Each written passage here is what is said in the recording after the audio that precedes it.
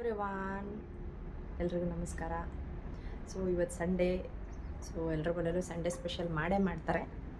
So ಇವತ್ತು ನಮ್ಮ ಮನೆಯಲ್ಲೂ ಸಂಡೇ ಸ್ಪೆಷಲ್ ಇದೆ. ಜೊತೆಗೆ ನಾವು ಇವತ್ತು ಹಿರಿಯರಿಗೆ ಎಡೆ ಹಾಕಬೇಕು ಅಂದ್ಕೊಂಡಿದ್ದೀವಿ. ತುಂಬ ಜನ ದೀಪಾವಳಿ ಟೈಮಲ್ಲಿ ಮಾಡ್ತೀರಾ ಅಲ್ವಾ? ಸೊ ಲಕ್ಷ್ಮೀ ಪೂಜೆ ಜೊತೆ ಹಿರಿಯರಿಗೂ ಎಡೆ ಹಾಕ್ತೀರಾ. ಆವಾಗ ನಾವು ಮಾಡ್ತೀವಿ. ಆ ಟೈಮಲ್ಲಿ ಮಾಡ್ಬೇಕಾದ್ರೆ ನಾವು ಸ್ವೀಟ್ ಮಾಡಿರ್ತೀವಲ್ಲ, ಒಬ್ಬಟ್ಟು ಮಾಡಿರ್ತೀವಿ. ಇವಾಗ ಸ್ಪೆಷಲ್ಲಾಗಿ ಈ ಸರಿ ನಾವು ನಾನ್ ವೆಜ್ ಮಾಡಿ ಹಿರಿಯರಿಗೆ ಎಡೆ ಹಾಕೋದು ಅಂತ ಒಂದಿನ, ಅದಕ್ಕೋಸ್ಕರ ಯಾವುದಾದ್ರೂ ಒಂದು ಗುರುವಾರ ಅಥವಾ ಭಾನುವಾರ ಆ ದಿನ ಮಾಡ್ತೀವಿ. ಸೊ ಇವತ್ತು ಭಾನುವಾರ, ಇವತ್ತು ಮಾಡಬೇಕು ಅಂತ ಅಂದ್ಕೊಂಡಿದ್ದೀವಿ. ಸೊ ಇವಾಗ ನಾವು ಕೆಳಗಡೆ ಹೋಗಿ ಏನೇನು ಮಾಡೋದು ಅಂತ ಆಲ್ರೆಡಿ ನಿರ್ಧಾರ ಆಗಿದೆ. ಸೊ ಏನೇನು ಮಾಡೋದಕ್ಕೆ ಏನೇನು ಬೇಕು ಅಂತೆಲ್ಲ ರೆಡಿ ಮಾಡ್ಕೋಬೇಕು. ಓಕೆ, ನಾನು ಕೆಳಗಡೆ ಹೋಗ್ತಾ ಇದ್ದೀನಿ. ಓಕೆ, ಸೊ ಇವಾಗ ನೋಡಿ, ಬೈಕಲ್ಲಿ ವಾಲ್ ಕ್ಲಾಕ್ ಇದೆ. ಹಾಗೆ ಇವ್ರ ಹತ್ರ ಡಿಫ್ರೆಂಟ್ ಆಗಿರೋ ಫೋನ್ಸ್ ಎಲ್ಲ ಇದೆ. ಇಲ್ಲಿ ನನ್ನ ಸೊಸೆ ಎಲ್ಲರ ಜೊತೆ ಅವ್ರ ಫ್ರೆಂಡ್ಸ್ ಜೊತೆ ಆಟ ಆಡ್ತಿದ್ದಾಳೆ. So they are playing outside. ಇದೆಲ್ಲ ನನ್ನ ಕಲೆಕ್ಷನ್ ನೋಡಿ. ನಮ್ಮ ಸಾಕೇತ್ ಸಿಕ್ಕಾಪಟ್ಟೆ ಚೆನ್ನಾಗಿರೋ ಕಲೆಕ್ಷನ್ಸ್ ಇದೆ. Jeep, bike, scooter, car. So ನನಗೆ ಎಕ್ಸ್ಪ್ಲೇನ್ ಮಾಡ್ತಿದ್ದಾನೆ, ನೋಡಿ ಇದು ಈ ಥರ ಡಿಕ್ಕಿ ಎಲ್ಲ ತೆಗಿಬಹುದು ಅಂತೆಲ್ಲ ಹೇಳ್ತಾ ಇದ್ದಾನೆ. ನನ್ನ ಹತ್ರ ಈ ಥರ ಎರಡಿದೆ, ಇದೆಲ್ಲ ಹಿಂಗೆ ಓಪನ್ ಆಗುತ್ತೆ ಅಂತೆಲ್ಲ ತೋರಿಸ್ಕೊಟ್ಟ. ಹಾಗೆ ನಾನು ಹೇಳಿದೆ, ಇದೇನಿದು ಈ ಥರ ಸ್ಕೂಟ್ರೆಲ್ಲ ಇದೆ ನಿನ್ನ ಹತ್ರ ಅಂದರೆ, ಹೌದು ನನ್ನ ಹತ್ರ ಇನ್ನೂ ತುಂಬ ಕಲೆಕ್ಷನ್ ಇದೆ ಅಂತ ಹೇಳ್ತಾ ಇದ್ದ. ಹಾಗೆ ಈ ಕಾರ್ ಏನು ಅಂದರೆ, ಇದು ಆಡಿ ಕಾರ್ ಅಂತೆ. ಹೇಳ್ತಾ ಇದ್ದಾನೆ, ಇದು ಆಡಿ ಕಾರ್ ಗೊತ್ತಾ, ನೋಡಿ ಇದು ಓಪನ್ ಕೂಡ ಆಗ್ತಿದೆ ಅಂತ ಹೇಳ್ತಿದ್ದಾನೆ ನನಗೆ. ಆಮೇಲೆ ನನಗೆ ಹೇಳ್ತಿದ್ದಾನೆ, ನನ್ನ ಹತ್ರ ಒಂದು ರಿಮೋಟ್ ಕಾರ್ ಇದೆ, ತೋರಿಸ್ತೀನಿ ರೀ ನಿಮಗೆ ಅಂತ ಹೇಳಿಬಿಟ್ಟು. ನಾನು ಅಂತ ಕೇಳಿದ್ರೆ, ಹೌದು ಇದು ತಡ್ರಿ ನಿನಗೆ ತೋರಿಸ್ತೀನಿ ಅಂತ ಹೇಳ್ಬಿಟ್ಟು ಅದು ರಿಮೋಟ್ ತೊಗೊಂಡು ಬಂದುಬಿಟ್ಟು ತೋರಿಸ್ತಾ ಇದ್ದಾನೆ. ಅದು ನೋಡಿದ್ರೆ ಏನೋ ಈ ರೀತಿಯೆಲ್ಲ ಓಡ್ತಾ ಇದೆ ಅಂದರೆ, ಅದು ಹೀಗೆ ಇರೋದು ನೋಡಿ ಬೇಕಿದ್ರೆ ಅಂತ ತೋರಿಸ್ತಾ. ಆಮೇಲೆ ಅವನ ಹತ್ರ ನೋಡಿದ್ದು ಬೈಕು ಯಾವುದು ಅಂದರೆ ಜಾವಾ ಅಂತೆ ಅದು. ಆಮೇಲೆ ಅದಕ್ಕೆ 3 ಟ್ಯಾಂಕ್ ಕೊಟ್ಟಿದ್ದಾರೆ. ಅದು ಡಿಫ್ರೆಂಟ್ ಕಲರ್ ಇದೆ, ನಾನು ಯಾವ್ದು ಬೇಕಾದರೂ ಹಾಕ್ಕೋಬೋದು ಅತ್ತೆ. ಹಾಗೆಯೇ ಇದು ಸೇಮ್ ಕಾರು ಅವನ ಕಸಿನ್ ಹತ್ರ ಬೇರೆ ಇದೆ, ಅದನ್ನೆಲ್ಲ ಹೇಳ್ತಾ ಇದ್ದ. ಸೊ ಫುಲ್ಲು ಇವತ್ತು ಸಂಡೇ ಕಾರೆಲ್ಲ ಅವನದೆಲ್ಲ ಕಲೆಕ್ಷನ್ಸು ಹೊರಗಡೆ ಹಾಕ್ಕೊಂಡು ಎಲ್ಲದ್ರ ಜೊತೆ ಆಟ ಆಡ್ತಾ ಇದ್ದ. ನಾನು ಅವನ ಜೊತೆ ಸ್ವಲ್ಪ ಹೊತ್ತು ಟೈಮ್ ಸ್ಪೆಂಡ್ ಮಾಡಿ, ಸೊ ಇನ್ನೇನು ಅಡುಗೆ ಮಾಡೋಣ ಅನ್ನೋಷ್ಟೊತ್ತಿಗೆ ಮತ್ತೆ ನಮ್ಮ ಗನಿಷ್ಕನ್ ಕಲೆಕ್ಷನ್ ನೋಡ್ತಾ ಇದ್ದೆ. ಅವಳು ಕೂಡ ಅವಳ ಫ್ರೆಂಡ್ಸ್ ಜೊತೆ ಆಟ ಆಡ್ತಾಯಿದ್ಲು. ಆಮೇಲೆ ಅವರೆಲ್ಲ ಕಿಚನ್ ಸೆಟ್ ಇಟ್ಕೊಂಡು ಆಟ ಆಡ್ತಾಯಿದ್ರು. ನಾನು ಕೇಳ್ತಾ ಇದ್ದೆ, ಏನರೋ ಮಾಡ್ತಾಯಿದ್ದೀರಾ ಅಂದರೆ, ಅಡುಗೆ ಮಾಡ್ತಾಯಿದ್ದೀನಿ ಅಂತ ಹೇಳ್ತಾಯಿದ್ಲು. ಇವರಿಬ್ಬರು ಏನು ಮಾಡ್ತಾಯಿದ್ದಾರೆ ಅಂದರೆ, ಅವರು ಅಡುಗೆ ಮಾಡ್ತಾರಂತೆ, ಹೆಲ್ಪ್ ಮಾಡ್ತಾರಂತೆ. ಈ ಗೊಂಬೆ ಟಿ ವಿ ನೋಡುತ್ತಂತೆ. ಟಿ ವಿಯಲ್ಲಿದೆ ಅಂದರೆ ಅಲ್ಲಿ ತೋರಿಸ್ತಾ ಇದ್ದಾಳೆ, ಅದರ ಆಪೋಸಿಟ್ಟೇ ಕೂರಿಸಿದ್ದಾಳೆ ಅದನ್ನು. ಆಮೇಲೆ ಅಲ್ಲೊಂದಿದೆ ನೋಡಿ, ಸೋಫಾದ ಮೇಲೆ ಒಂದು ಇದೆ, ಅವಳು ಕೂಡ ಟಿ ವಿ ನೋಡ್ತಿದ್ದಾಳೆ ಅಂತ ಹೇಳಿದ್ಲು. ಅವ್ರ ಜೊತೆ ಸ್ವಲ್ಪ ಟೈಮ್ ಸ್ಪೆಂಡ್ ಮಾಡಿ ಇನ್ನೇನು ಅಡುಗೆ ಮಾಡೋಣ ಅಂತ ಹೊರಟೆ. ಸೊ ನಾವು ಹಿರಿಯರಿಗೆ ಎಡೆ ಹಾಕ್ತೀವಿ ಅಂತ ನಾವು ಮುಂಚೆನೇ ಹೇಳಿದಾಗ, ಇವತ್ತು ನಾವು ಚಿಕನ್ ಮಟನ್ ಎಲ್ಲ ಮಾಡ್ತಾಯಿದ್ದೀವಿ. ಸೊ ಅದಕ್ಕೆ ಬೇಕಾಗಿರೋ ಎಲ್ಲ ಅದನ್ನು ರೆಡಿ ಮಾಡ್ಕೊಂಡಿದ್ವಿ. ಕೊತ್ತಂಬರಿ ಪುಡಿ, ಏಲಕ್ಕಿ, ಚಕ್ಕಿ, ಲವಂಗ, ಮೆಣಸು. ಹಾಗೆ ಇವತ್ತು ಚಿಕನ್ ಹಸಿ ಖಾರದಿಂದ ಮಾಡಬೇಕು ಅಂತ ಹಸಿಮೆಣಸಿಕಾಯಿ ಎಲ್ಲ ಇಟ್ಕೊಂಡಿದ್ದೀವಿ. ಸೊ ಬೇಕಾಗಿರೋ ಒಣ ಕೊಬ್ಬರಿ, ಆಮೇಲೆ ಬೆಳ್ಳುಳ್ಳಿ ಎಲ್ಲ ಇಟ್ಕೊಂಡಿದ್ದೀವಿ. ಯಾಕಂದರೆ ಒಮ್ಮೆರೆ ಮಾಡೋಣ ಅಂತ, ಇವತ್ತು ಪೂಜೆ ಇರೋದ್ರಿಂದ ನಾವು ಒಂದು ಐಟಮ್ ಮಾಡ್ತಾಯಿಲ್ಲ. ಸೊ ಚಿಕನ್, ಮಟನ್ ಮತ್ತು ಕೈಮಾ ಮಾಡೋ ಪ್ಲ್ಯಾನ್ ಇದೆ. ಹಾಗೆ ಮಟನ್ ಬಿರಿಯಾನಿ ಮಾಡೋ ಪ್ಲ್ಯಾನ್ ಇದೆ. ಸೊ ಹಾಗಾಗಿ ಇದು ಅಡುಗೆ ರೆಸಿಪಿ ಅಂತ ಹೇಳೋಕ್ಕಾಗಲ್ಲ, ಬಟ್ ಇವತ್ತಿನ ದಿನದ ವೀಡಿಯೋ ಅಂತ ನಾನು ಹೇಳ್ಬೋದು. ಸೊ ನಾನು ಫಸ್ಟು ರೆಡಿ ಮಾಡೋದು ನಾವು ಏನು ಮಾಡ್ತೀವಿ ಅಂದರೆ, ಈರುಳ್ಳಿ, ಟೊಮೊಟ, ಶುಂಠಿ, ಬೆಳ್ಳುಳ್ಳಿ, ಸ್ವಲ್ಪ ಕೊತ್ತಂಬರಿ, ಅರಿಶಿನ ಪುಡಿ ಹಾಕ್ಕೊಂಡು ರುಬ್ಕೋತೀವಿ. ಆ ರುಬ್ಬಿರ್ತಕ್ಕಂಥದ್ದನ್ನು ಫಸ್ಟ್ ನಾನು ರುಬ್ತಾ ಇದ್ದೀನಿ. ಆದಮೇಲೆ ಅದರಲ್ಲೇ ಸ್ವಲ್ಪ ಚಿಕನ್ಗೂ ಮಟನ್ಗೂ ಹಾಕಿ ಕಲಸಿ ಸ್ವಲ್ಪ ಹೊತ್ತು ಇಡ್ತೀವಿ. ಅಂದರೆ ಸ್ವಲ್ಪ ಹೊತ್ತು ಮ್ಯಾರಿನೇಟ್ ಮಾಡ್ತಾರೆ ಅಂತಾರಲ್ಲ, ಆ ಥರ ಅದಕ್ಕೆ ಸ್ವಲ್ಪ ಇದಕ್ಕೆ ಸ್ವಲ್ಪ ಎರಡಕ್ಕೂ ಹಾಕ್ಬಿಟ್ಟು ನಾವು ಕಲಸಿ ಎತ್ತಿಡ್ತಾಯಿದ್ದೀವಿ. ಅದರಲ್ಲೇ ಇನ್ನೊಂದು ಸ್ವಲ್ಪ ಉಳಿಸ್ಕೊತಾ ಇದ್ದೀನಿ, ಬಿಕಾಸ್ ನನಗೆ ಕೊನೆಯಲ್ಲಿ ಮಟನ್ ಬಿರಿಯಾನಿ ಮಾಡಲು ಬೇಕಾಗುತ್ತೆ ಅಂತ ಹೇಳ್ಬಿಟ್ಟು ಇಡ್ತಾಯಿದ್ದೀನಿ. ಹಾಗೆ ನಾವು ಉಪ್ಪು ಕೂಡ ಹಾಕಿ ಕಲಿಸ್ಬಿಟ್ಟು ಸ್ವಲ್ಪ ಹೊತ್ತು ಇಡ್ತೀವಿ. ಸೊ ಹಿಟ್ಟಾದಮೇಲೆ ಅಲ್ಲಿ ನಾನು ಮುಂಚೆ ತೋರಿಸಿದ್ನಲ್ಲ ಮಸಾಲೆ ಎಲ್ಲ ರೆಡಿ ಮಾಡ್ಕೊತಾ ಇದ್ದೀನಿ. ಸ್ವಲ್ಪ ಬಿಸಿ ಮಾಡ್ಕೊತಾ ಇದ್ದೀವಿ, ಚಕ್ಕಿ, ಲವಂಗ ಇದೆಲ್ಲ ಒಂಥರ ಗರಂ ಮಸಾಲೆ ಥರ.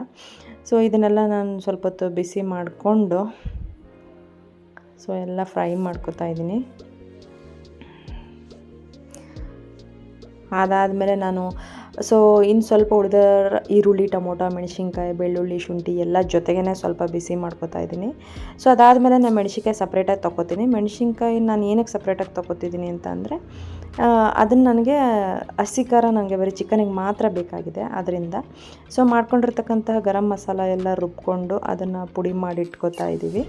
ಸೊ ಅದ ನಂತರ ಹಸಿಮೆಣ್ಸಿಕಾಯಿ ನಾನು ಹಿಂದೆ ಹೇಳಿದಾಗ ಹಸಿಮೆಣ್ಸಿಕಾಯಿ ಮತ್ತು ಸ್ವಲ್ಪ ಉಪ್ಪು ಹಾಕ್ಬಿಟ್ಟು ಕೂಡ ಅದನ್ನು ಕೂಡ ರುಬ್ಕೊತಾ ಇದ್ದೀನಿ. ಸೊ ಅದನ್ನು ರುಬ್ಕೊಂಡಾದಮೇಲೆ ಚಿಕನ್ಗೆ ಡೈರೆಕ್ಟಾಗಿ ಹಾಕ್ಬಿಟ್ಟು ಅದನ್ನು ಕಲಸಿಡ್ತಾ ಇದ್ದೀವಿ. ಸೊ ಇವಾಗ ಚಿಕನ್ದು ಮತ್ತು ಮಟನ್ದು ರೆಡಿ ಇದೆ. ಹಾಗೆ ನಾನು ಫ್ರೈ ಮಾಡ್ಕೊಂಡಿದ್ನಲ್ಲ ಟೊಮೊಟೊ, ಈರುಳ್ಳಿ, ಬೆಳ್ಳುಳ್ಳಿ, ಶುಂಠಿ ಸಪ್ರೇಟಾಗಿ ಮೆಣಸಿನ್ಕಾಯಿ ಆಲ್ರೆಡಿ ರುಬ್ಬಾಯಿತು. ಇದನ್ನು ರುಬ್ಬಿಬಿಟ್ಟು ಎಲ್ಲ ಸಪ್ರೇಟಾಗಿ ಇಟ್ಕೊಂಡು ಇವಾಗ ಎರಡು ಜೊತೆಗೇ ಅಡುಗೆ ಮಾಡ್ತಾಯಿದ್ದೀನಿ. ಹಾಗೆ ನಂಗೆ ಅನ್ನಿಸ್ತಾ ಇದೆ ಸ್ವಲ್ಪ ಚಿಕನ್ಗೆ ಜಾಸ್ತಿ ಎಣ್ಣೆ ಆಯಿತು ಅಂತ ಅನ್ನಿಸ್ತು ನನಗೆ. ಸೊ ಅದಕ್ಕೆ ನಾನು ಹೇಳಿದೆ ನಮ್ಮ ಅಮ್ಮನಿಗೆ, ಇಲ್ಲ ಚಿಕನ್ಗೆ ಜಾಸ್ತಿ ಆಗಿದೆ ಎಣ್ಣೆ ಅಂತ. ಬಟ್ ಮಟನ್ಗೂ ಸ್ವಲ್ಪ ಜಾಸ್ತಿ ಆಗಿತ್ತು, ತೆಗಿಬೇಕಾಗಿತ್ತು, ತೆಗಿಲಿಲ್ಲ ನಾವು. ಸೊ ಪರವಾಗಿಲ್ಲ, ಏನು ಮಾಡೋದು. ಸೊ ಅಲ್ಲಿಗಾಗಲೇ 12 ಗಂಟೆ ಆಗಿಬಿಟ್ಟಿತ್ತು, ಬೇಗ ಅಡುಗೆ ಮಾಡಬೇಕಾಗಿತ್ತು ನಾವು. ಸೊ ಎರಡಕ್ಕೂ ಜೊತೆಗೇ ಒಗ್ಗರಣೆ ಹಾಕ್ತಾಯಿದ್ದೀನಿ. ಸೊ ಆಲ್ರೆಡಿ ಈರುಳ್ಳಿ ಎಲ್ಲ ಫ್ರೈ ಮಾಡಿದ್ರೆ ಜಾಸ್ತಿ ಏನು ಹಾಕಲ್ಲ, ಸ್ವಲ್ಪ ಹಾಕ್ತೀವಿ ಮತ್ತು ಪುದೀನ ಸ್ವಲ್ಪ ಹಾಕ್ತೀವಿ. ಸೊ ನಾವು ಮಟನ್ ಇವತ್ತು ಖಾರ ಪುಡಿ ಹಾಕಿ ಮಾಡೋದ್ರಿಂದ ಕೆಂಪು ಖಾರ ಪುಡಿ ಹಾಕ್ತಾಯಿದ್ದೀನಿ. ಮಟನ್ ಹಾಕಿ ಅದನ್ನು ಚೆನ್ನಾಗಿ ಅಲ್ಲಿ ಸ್ವಲ್ಪ ಹೊತ್ತು ಬೇಯೋದಕ್ಕೆ ಇಡ್ತಾಯಿದ್ದೀವಿ, ಮಸಾಲೆ ಹಾಕೋದಕ್ಕಿಂತ ಮುಂಚೆ. ಅದು ಸೇಮ್ ವೇ ಚಿಕನ್ ಕೂಡ ಹಾಕಿ ಎಲ್ಲ ಜೊತೆಗೆ ಮಾಡ್ತಾಯಿದ್ದೀವಿ, ಯಾಕಂದರೆ ಇಟ್ ಟೇಕ್ಸ್ ತುಂಬ ಟೈಮ್ ತೊಗೊಳುತ್ತೆ ಅಂತ. ಆಮೇಲೆ ಸ್ವಲ್ಪ ಗರಂ ಮಸಾಲೆ ಹಾಕ್ತೀವಿ ಎರಡಕ್ಕೂ. ಉಪ್ಪು ಆಲ್ರೆಡಿ ಮುಂಚೆನೇ ಸ್ವಲ್ಪ ಹಾಕ್ಕೊಂಡಿದ್ದೀವಿ. ಉಪ್ಪು ಖಾರ ಪುಡಿ ನಮಗೆ ಎಷ್ಟು ಬೇಕೋ ಅಷ್ಟು ಹಾಕೋಬೇಕು. ಜೊತೆಗೆ ಅನ್ನಕ್ಕೂ ಕೂಡ ಇಟ್ಟಿದ್ದೀನಿ. ಒಣ ಕೊಬ್ಬರಿ ಕೂಡ ನಾನು ಮುಂಚೆ ತೋರಿಸಿದ್ನಲ್ಲ, ಎಲ್ಲ ರುಬ್ಬಿ ಸಪ್ರೇಟಾಗಿ ಇಟ್ಕೊಂಡಿದ್ದೀನಿ. ಚಿಕನ್ಗೆ ಮಸಾಲೆ ಮತ್ತು ಒಣ ಕೊಬ್ಬರಿ ಕಲಿಸ್ಕೊಂಡಿದ್ದೀನಿ. ಕೊತ್ತಂಬರಿ ಪುಡಿನೂ ಮಿಕ್ಸ್ ಮಾಡ್ತಾಯಿದ್ದೀವಿ. ಸೊ ಎಲ್ಲ ಜೊತೆಗೇ ಮಾಡ್ತಾಯಿದ್ದೀವಿ, ಯಾಕೆಂದರೆ ನಮಗೆ ಜಾಸ್ತಿ ಟೈಮ್ ಇರಲಿಲ್ಲ, ಆದಷ್ಟು ಬೇಗ ನಮಗೆ ಪೂಜೆ ಮಾಡೋದಿತ್ತು. ಸೊ ಇದು ಮಟನ್ಗೆ ಸಪ್ರೇಟು, ಚಿಕನ್ಗೆ ಸಪ್ರೇಟ್ ಮಾಡಿಟ್ಕೊಂಡಿದ್ದು. ಇನ್ನೂ ಸ್ವಲ್ಪ ತೆಗೆದಿಟ್ಕೊಂಡಿದ್ದೀವಿ, ಬಿಕಾಸ್ ನಮಗೆ ಕೈಮಾಗೆ ಸ್ವಲ್ಪ ಬೇಕಾಗುತ್ತೆ ಮತ್ತು ಬಿರಿಯಾನಿಗೂ ಸ್ವಲ್ಪ ಬೇಕಾಗುತ್ತೆ ಅಂತ ಸಪ್ರೇಟಾಗಿ ಇಟ್ಕೊಂಡಿದ್ದೀವಿ.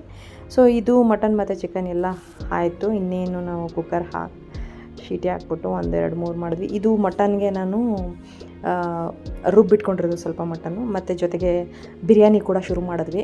ಎಲ್ಲ ಜೊತೆಗೆ ಮಾಡ್ತಾಯಿದ್ದೀವಿ. ಇದು ಬಿರಿಯಾನಿಗೆ ಅಂತೇಳ್ಬಿಟ್ಟು ಅಲ್ಲಿ ಒಗ್ಗರಣೆ ಹಾಕಿ ಅದರಲ್ಲಿ ಸ್ವಲ್ಪ ಚಿಕ್ಕದಾಗಿ ಮಟನ್ ಪೀಸಸ್ ಕೂಡ ಹೆಚ್ಕೊಂಡು ಹಾಕಿದ್ವಿ. ಅಲ್ಲಿ ಉಳಿದಿರ್ತಕ್ಕಂಥದ್ರಲ್ಲಿ 1-2 ಸ್ಪೂನು ಗರಂ ಮಸಾಲೆ ಹಾಕಿ ಸ್ವಲ್ಪ ಧನಿಯಾ ಪುಡಿನೂ ಹಾಕಿದ್ವಿ.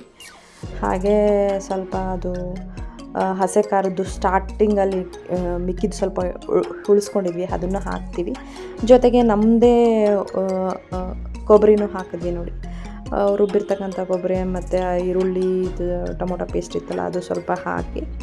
ಅದಾದಮೇಲೆ ಆ್ಯಕ್ಚುಲಿ ನಾವು ನಮ್ಮ ಊರಿನ ಅಕ್ಕಿನೇ ಯೂಸ್ ಮಾಡೋದ್ರಿಂದ ಬೇಸಿಕಲಿ ನಾವೇನು ಅಳತೆ ಎಲ್ಲ ಮಾಡಲ್ಲ. ನಾನು ಅಡುಗೆ ಮಾಡಿದ್ರೆ ಅಳತೆ ಮಾಡ್ತೀನಿ. ಇದು ಆ್ಯಕ್ಚುಲಿ ನಮ್ಮ ತಾಯಿ ಹಾಕ್ತಾ ಇರೋದು. ಸೊ ಅವರು ಅಂದಾಜಲ್ಲಿ ಅಕ್ಕಿ ಹಾಕಿ ಅಂದಾಜಲ್ಲೇ ನೀರು ಹಾಕ್ಬಿಡ್ತಾರೆ. ಬಟ್ ಕರೆಕ್ಟಾಗೇ ಬರುತ್ತೆ ಅದು. ಕೇಳಿದ್ರೆ ಅವರು ತುಂಬ ವರ್ಷದಿಂದ ಅಡುಗೆ ಮಾಡ್ತಾರಲ್ಲ, ಅವ್ರಿಗೆ ಎಕ್ಸ್ಪೀರಿಯನ್ಸ್ ಜಾಸ್ತಿ. ಸೊ ಅವ್ರಿಗೇನು ಅಷ್ಟೊಂದು ಇದಾಗಲ್ಲ. ಬಟ್ ನಮಗೆ 1 ಲೋಟಕ್ಕೆ 2 ಲೋಟ ಅಕ್ಕಿ ಆ ಥರ ಹಾಕ್ತೀವಿ ನಾವು. ಸೊ ನಮ್ಮದು ಮಟನ್, ಚಿಕನ್ ಎಲ್ಲ ಆಗೋಯ್ತು. ಹಾಗೆ ಬಿರಿಯಾನಿಗೂ ಆ ಕಡೆ ಇಟ್ಬಿಟ್ಟು ಈ ಕಡೆ ನಾವು ಕೈಮಾ ಮಾಡ್ತಾಯಿದ್ದೀವಿ. ಕೈಮಾ ಕೂಡ ಏನಿಲ್ಲ, ಅದು ಕೆಂಪು ಖಾರ ಪುಡಿ ಹಾಕೇ ಮಾಡೋದು ಅಂತ ಡಿಸೈಡ್ ಆಗಿತ್ತು. ಸೊ ಆಲ್ರೆಡಿ ಅದನ್ನು ಸ್ವಲ್ಪ ಮಸಾಲೆ ಕುದಿಸೋಕ್ಕಿಟ್ಟಿದ್ವಿ, ಯಾಕಂದರೆ ಆಲ್ರೆಡಿ ಆವಾಗಲೇ ರುಬ್ಕೊಂಡಿದ್ನಲ್ಲ. ಇದು ಸ್ವಲ್ಪ ಕುದ್ದಾದಮೇಲೆ ನಾನಿಲ್ಲಿ ಇದು ಮಾಡಿಟ್ಕೊಂಡಿದ್ದೀವಿ, ರೌಂಡಾಗಿ ಮಾಡಿಟ್ಕೊಂಡಿದ್ದೀವಿ. ಸೊ ಅದನ್ನು ಜಸ್ಟ್ ಅಲ್ಲಿ ಇವಾಗ ಅದು ಸ್ವಲ್ಪ ಕುದೀತಾ ಇದೆ. ಉಪ್ಪು ಖಾರ ಎಲ್ಲ ನಾವು ಎಷ್ಟೆಷ್ಟು ಬೇಕಷ್ಟು ನೋಡ್ಕೊಂಡು ಹಾಕ್ಕೊಂಡಿದ್ದೀವಿ. ಪ್ಲಸ್ ಇದೆಲ್ಲ ನಾವು ಹಾಕ್ಬಿಟ್ಟು ಮಟನ್ನ ಮುಂಚೆನೇ ಸ್ವಲ್ಪ ರುಬ್ಕೊಂಡು ಅದನ್ನು ಮೆತ್ತಗೆ ರುಬ್ಕೊಂಡು ಇಟ್ಕೊಂಡಿದ್ವಲ್ಲ, ಅದೆಲ್ಲ ಆಯಿತು. ಸೊ ಫೈನಲಿ ನಮ್ಮದು ಮಟನ್, ಚಿಕನ್, ಕೈಮಾ, ಬಿರಿಯಾನಿ, ಮುದ್ದೆ ಎಲ್ಲ ರೆಡಿ ಆಯಿತು. ಸೊ ಫೈನಲಿ ನಾವಿವಾಗ ಪೂಜೆ ಎಲ್ಲ ಮಾಡಿದ್ವಿ. ಪೂಜೆ ಎಲ್ಲ ಆಯಿತು. ಸೊ ಇದರಲ್ಲಿ ನಾನು ಯಾವುದೇ ರೀತಿ ರೆಸಿಪಿ ಎಕ್ಸಾಕ್ಟ್ಲಿ ತೋರಿಸ್ಕೊಡೋಕ್ಕಾಗ್ತಿಲ್ಲ, ಬಿಕಾಸ್ ನಾವು 3-4 ಐಟಮ್ ಮಾಡಿರೋದ್ರಿಂದ.